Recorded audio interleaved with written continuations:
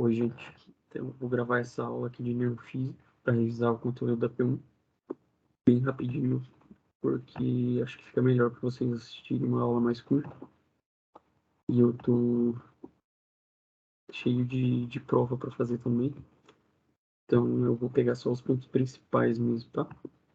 Daí, qualquer dúvida que vocês tiverem específica, só me chamar. Eu não tive aula com o Igor de neurofísica, então acaba que assim eu consigo revisar mais ou menos o que eu tive na época. Então, se faltar alguma coisa, vocês me chamam que eu tento explicar, tá? Começando pelo potencial de ação. Então, ele vai ocorrer quando a gente tem um estímulo na célula que vai causar despolarização. Quando essa despolarização é forte o suficiente para atingir o limiar de ação, a gente vai ter a liberação do potencial de ação que vai ir por toda a membrana da célula, fazendo com que toda ela, até o final do axônio ali, seja despolarizado e tenha a troca de cargas. Então, lembra que quando a gente está em repouso, a gente está com mais cargas negativas aqui dentro da célula, porque a bomba de sódio e potássio está agindo, colocando 3 sódios para fora e 2 potássios para dentro. Tanto sódio quanto potássio têm cargas positivas, mas como a gente tem esse balanço de mais sódio fora, então fica 3 cargas positivas para fora, 2 para dentro. A gente tem uma maior positividade para o lado de fora e aqui dentro fica negativo. Quando a gente tem o estímulo, o que vai acontecer? Esse estímulo vai fazer com que os canais de sódio se abram. Então, o início da polarização é esse. No gráfico aqui a gente tem esse período BD, que é o momento que a célula vai despolarizar, ou seja, a gente vai ter a inversão da membrana que antes estava negativa, aqui lá geralmente é menos 65, que fica aqui a membrana. Como a gente tem abertura dos canais de sódio, esse sódio que estava em excesso lá fora, por conta da ação da bomba de sódio e potássio, ele começa a escapar para dentro pelos canais de sódio. Então o sódio começa a entrar, a parte de dentro começa a ficar positiva, vai subir lá na parte do gráfico que mostra potencial de membrana. Com isso, a gente vai ter o que a gente chama de despolarização. Teve a inversão das cargas. Com o tempo, os canais de sódio começam a se fechar, e quando a gente está lá em cima, na parte D, começa a abrir os canais de potássio. Então, o potássio, que antes estava mais concentrado do lado de dentro, por causa da ação da bomba de sódio e potássio, ele começa a escapar lá para fora da célula. E com isso, a gente começa a voltar para a parte negativa que estava antes. Então, estava mais positivo aqui dentro, o potássio começa a escapar, fica mais negativo porque eu estou perdendo carga positiva. Durante esse processo, a bomba de sódio ela já está agindo para tentar retornar ao potencial de repouso. Então, ela está jogando o sódio para fora e mais potássio para dentro. E daí aqui a gente tem o período que a gente chama de repolarização. Então, vai voltar a ficar como estava antes. Quando sai muito potássio, mais do que deveria, a gente tem o período de hiperpolarização. Então, fica mais negativo do que estava antes. Mas com o tempo a bomba de sódio e potássio consegue voltar e restabelecer o equilíbrio que estava. Então esse é o potencial de ação. Agora vamos falar dos receptores para neurotransmissores. Então lembra lá que no neurônio a gente vai ter o estímulo, vai ter o potencial de ação. O potencial de ação vai chegar lá no final do neurônio e quando ele chega lá no final do neurônio, do axônio, ele consegue fazer com que as vesículas de neurotransmissores sejam liberadas na fenda. Esses neurotransmissores liberados na fenda, no neurônio pré-sináptico, vão ir lá na fenda e vão se ligar nos receptores para eles lá no neurônio pós-sináptico. A gente vai ter dois tipos de receptores para esses neurotransmissores. Um deles é o canal iônico, o outro é acoplado à proteína G. O que vai acontecer quando o neurotransmissor se liga em canal iônico? Ele vai abrir esse canal iônico, ou seja, vai abrir para que os íons consigam passar. Existem dois tipos de canais iônicos, os que são permeáveis a sódio, ou seja, quando o neurotransmissor se ligar a ele, é o sódio que vai passar, para dentro da célula. E quando o sódio passa para dentro da célula, a gente tem despolarização, porque a célula que estava negativa vai ficar positiva do lado de dentro. E daí a gente chama isso de PEPs, que é potencial excitatório pós-sináptico. E daí os neurotransmissores que fazem isso é acetilcolina e glutamato. Agora, quando os neurotransmissores se ligarem a um canal que é permeável a cloreto, é o cloreto que vai entrar dentro da célula, e daí a célula que já estava negativa vai ficar mais negativa ainda. Então vai ocorrer hiperpolarização. Daí a gente diz que ocorreu um PIPS, que é o potencial inibitório pós-sináptico. Os neurotransmissores que fazem isso, glicina e GABA. Então, quando a gente tem liberação de acetilcolina e glutamato, geralmente a gente vai ter uma resposta positiva, ou seja, o neurônio que está mandando o acetilcolina e glutamato, ele vai fazer com que o próximo neurônio também fique ativado. Já os neurônios que liberam glicina e GABA, eles vão inibir o neurônio que eles estão se comunicando. E os outros tipos de receptores para neurotransmissores são os acoplados à proteína G. Então, esses neurotransmissores vão se ligar nesses canais, nessas proteínas, e esse receptor vai ativar a proteína G. Daí, ali na membrana da célula, a proteína G vai ativar proteínas efetoras que estão ali na membrana. Essas proteínas efetoras que vão ser ativadas pela proteína G, elas podem ser canais iônicos, então daí no caso vai acontecer a mesma coisa que estava acontecendo aqui, que vão entrar íons dentro da célula para ativar ou inibir, ou essas proteínas efetoras podem ser enzimas que vão sintetizar segundos mensageiros dentro da célula, que daí também vão ter ou ações inibitórias ou excitatórias. Falando dos receptores colinérgicos, ou seja, receptores para o neurotransmissor acetilcolina. Então, a acetilcolina é produzida pelos neurônios colinérgicos, liberou a acetilcolina, ela vai se ligar ou no receptor nicotínico ou no receptor muscarínico. O receptor nicotínico é um tipo de canal iônico e ele está presente onde? Nos gânglios do sistema autônomo entre os neurônios pré e pós-ganglionares. Então, lembra que lá no sistema autônomo a gente vai ter um neurônio saindo lá do sistema nervoso central e indo até o gânglio do sistema autônomo. Esse neurônio é chamado de pré-ganglionar, porque ele está antes do gânglio, que fica na periferia. E depois do gânglio vai ter um neurônio pós-ganglionar, que vai sair desse gânglio e ir para um órgão efetor, para um tecido. Então, entre esses dois neurônios, o pré e o pós-ganglionar, lá no gânglio, onde eles fazem a sinapse, a gente vai ter a liberação de acetilcolina e a gente vai ter canais iônicos ali, nicotínicos. Já o receptor muscarínico, ele é acoplado à proteína G e ele está nas células efetoras do corpo. Então, é onde o neurônio pós-ganglionar, que é o que está saindo lá do gânglio autônomo, ele vai ir até o órgão efetor e fazer outra sinapse ali. Então, ele libera acetilcolina nesse órgão efetor, nessa célula efetora, e ela vai ter receptor muscarínico para fazer a ligação da acetilcolina. Já os receptores adrenérgicos, que seriam os receptores para adrenalina, noradrenalina. Então, a gente vai ter neurônios adrenérgicos que vão produzir adrenalina, noradrenalina.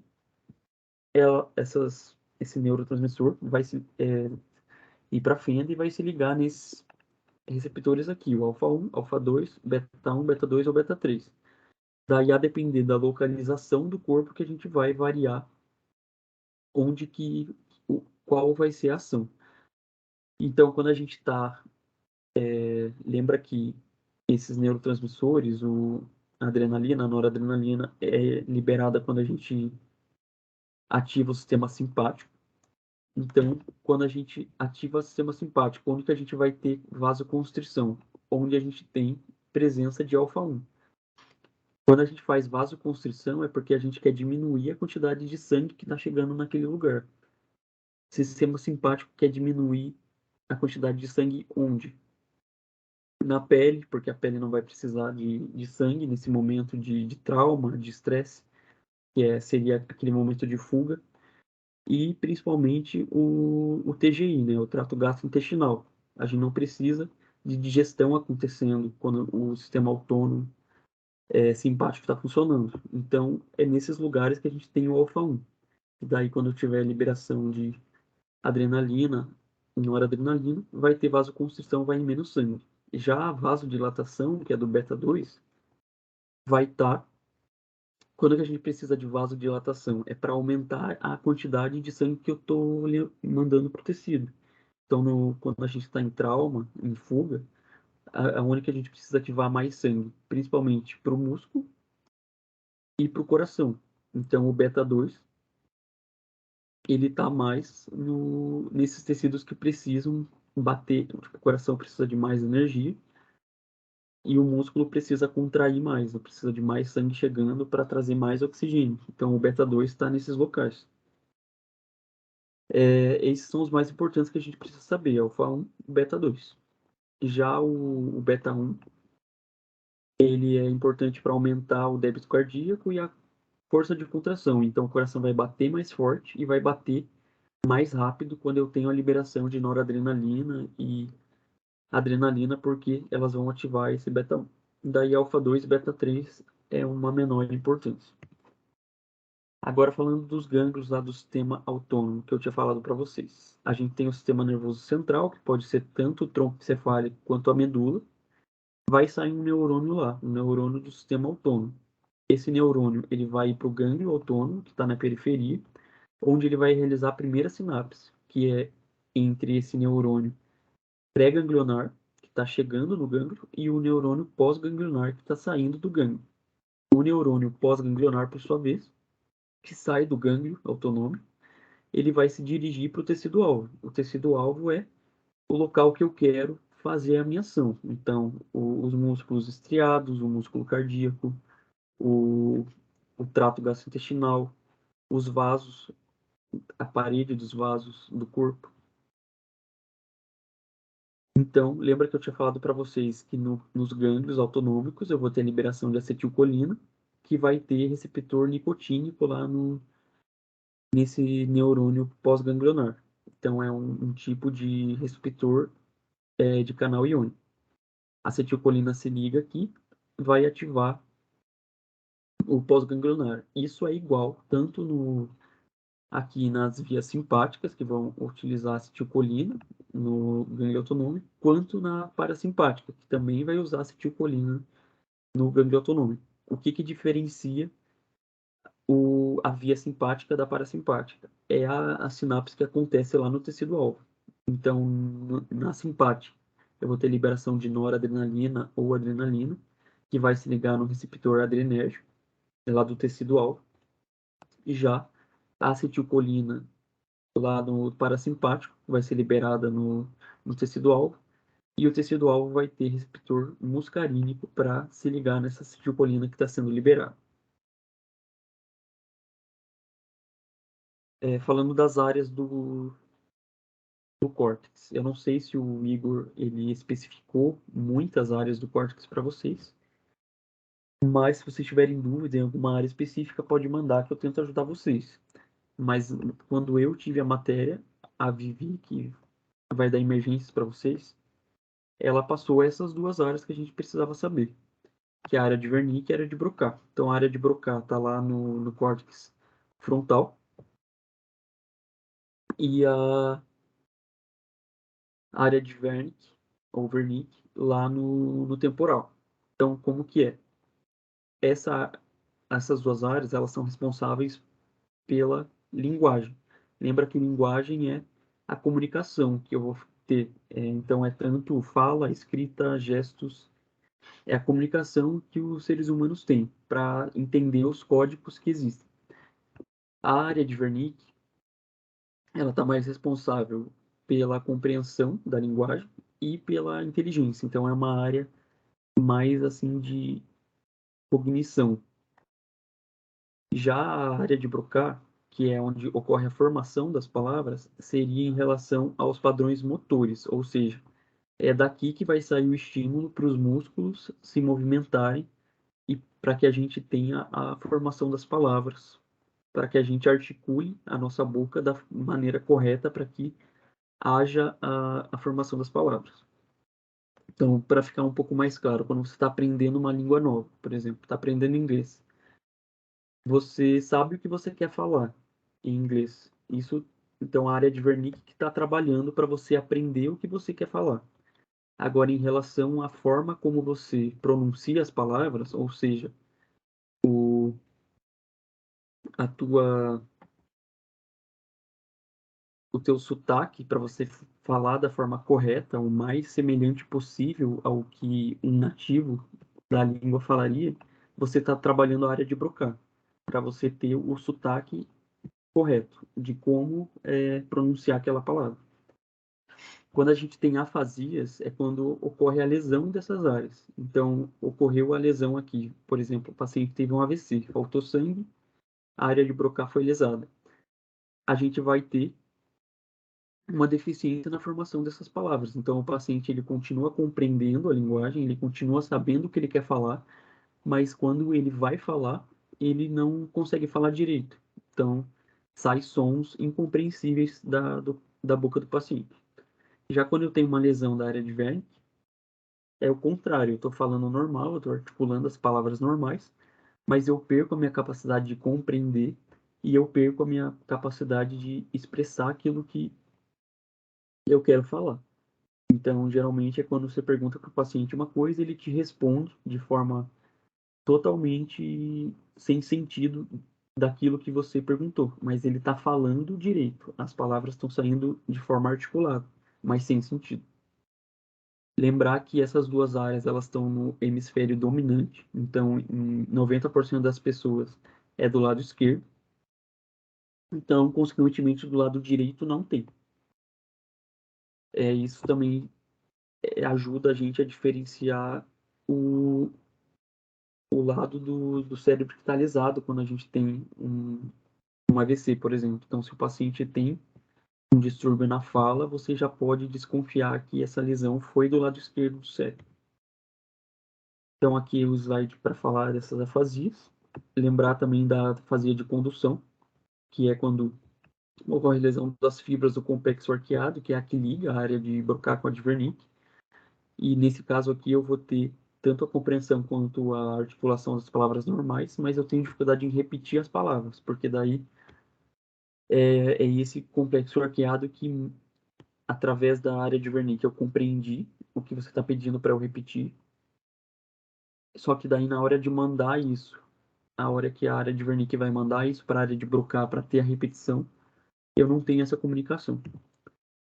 Memória, retenção da informação aprendida, e ela é armazenada no cérebro por variação de sensibilidade à transmissão sináptica. Então, isso é meio difícil de entender, é complexo, mas lembra assim que é a transmissão sináptica que, tipo, toda vez que eu tenho uma informação, que eu trabalho uma ideia, eu faço uma sinapse.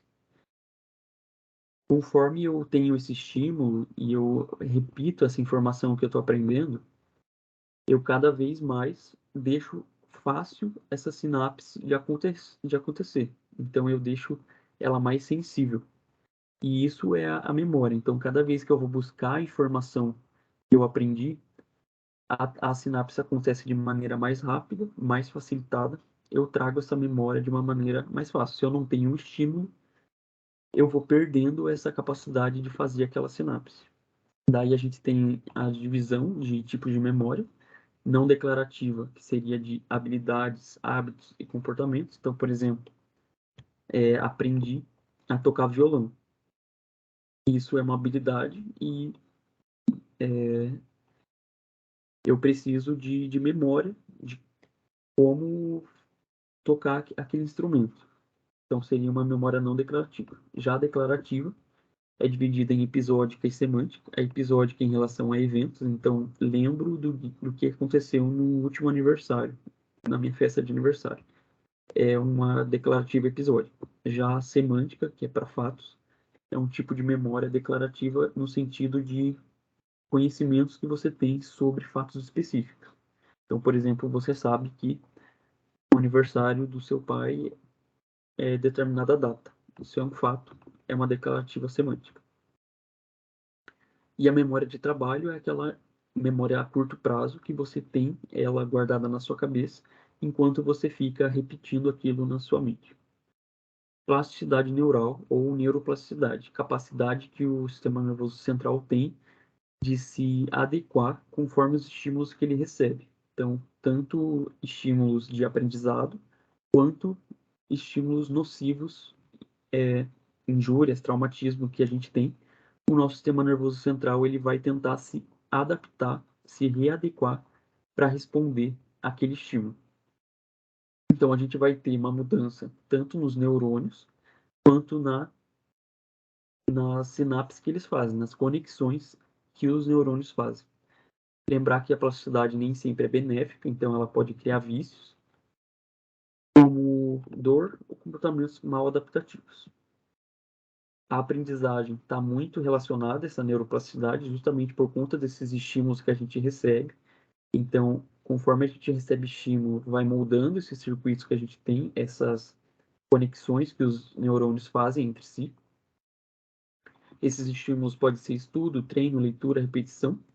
E daí, dependendo da intensidade, a gente vai ter aquela potencialização de longa duração, que é quando a gente tem esses estímulos de forma repetida. Ou seja, nada mais é do que aquilo que eu falei para vocês, de deixar a sinapse mais fácil de acontecer. Porque eu estou mandando mais receptores lá para a membrana. E a gente tem a depressão a longo prazo, que é quando esse estímulo é fraco ou ele é muito espaçado no tempo. Para terminar, controle químico do encéfalo. Então, basicamente é saber que assim, no sistema nervoso central a gente vai ter alguns complexos, alguns sistemas que agem de forma difusa, ou seja, eles estão responsáveis por determinadas funções complexas ali do nosso sistema nervoso central. A gente faz essa divisão em quatro, a depender do tipo de neurotransmissor que eu estou usando. Então, quando a gente fala de locus cerúleus, é um conjunto de células ali do tronco encefálico que libera noradrenalina e que vai ser responsável por atenção, alerta, aprendizado e memória. Os núcleos da RAF são um grupo de neurônios que vão liberar serotonina e eles estão muito relacionados ao ciclo sono-vigília e ao humor. Então, lembra que nível de serotonina tem a ver com o humor. Isso é importante, por exemplo, na depressão. A gente vai usar medicamentos que mexem com esse sistema aqui, então a gente vai tentar aumentar os níveis de serotonina do corpo. E tem muito a ver com o ciclo sono-vigília, porque o ciclo sono-vigília, que é essa alternância que a gente faz entre estar em vigília, que é estar acordado, e estar dormindo, isso é natural do nosso corpo. Então, vai chegando um momento que a gente vai querer dormir, e isso é controlado por hormônios, por neurotransmissores. Então, os níveis dele no nosso corpo vai fazendo com que a gente deixe o encéfalo mais ativo, menos ativo. E os núcleos da RAF estão muito relacionados a isso. Daí a gente vai ter substância nigra, que age por dopamina e está relacionada a facilitar os movimentos. Então, aqui é bem importante no Parkinson, quando a gente tem pacientes com Parkinson, é lesão na substância nigra. Então, os movimentos vão ficar difíceis de iniciar eles. Área tegumentar central, também por dopamina, em relação ao sistema de recompensa. Então, tem muito a ver com a ideia de se eu fizer determinada atividade, eu vou ser recompensado depois. Então, é meio que uma área de estímulo do comportamento. E daí, da acetilcolina, a gente vai ter o complexo do prosencéfalo basal, o complexo ponto mesencefálico tegumentar. Então, os dois liberam acetilcolina. O complexo prosencéfalo basal está relacionado com aprendizado e memória. Então, tem muito a ver com a neuroplasticidade, com essa capacidade que o sistema nervoso tem de se moldar, a memória em relação às sinapses, deixar elas mais fáceis de acontecer. E aqui, o complexo ponto mesencéfalo tegumentar, é relacionado à estabilidade de núcleos retransmissores. Então, isso só para a gente tentar lembrar dos principais pontos. Tem as revisões de cada aula, que acho que está um pouquinho mais focado. E se vocês tiverem qualquer dúvida, pode me mandar que eu tento ajudar vocês, tá?